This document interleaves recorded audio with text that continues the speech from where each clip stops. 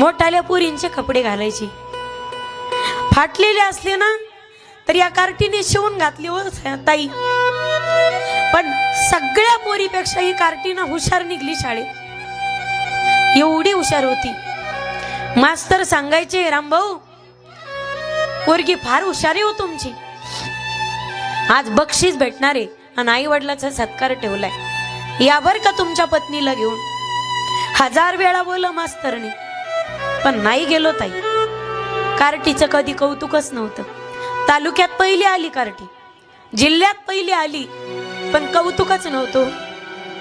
तिच्या हाताने कधी पाणी पिलो नाही, तिच्या हाताने कधी जेवण वाढून घेतलं नाही. एकदाच बायको घरी नव्हती, त्यामुळे ह्या कार्टीनं मला वाढलं. भाजीत मीठ कमी पडलं, बायकोने भाजी केली होती, पण जसं ताट उचललं कार्टीच्या तोंडावर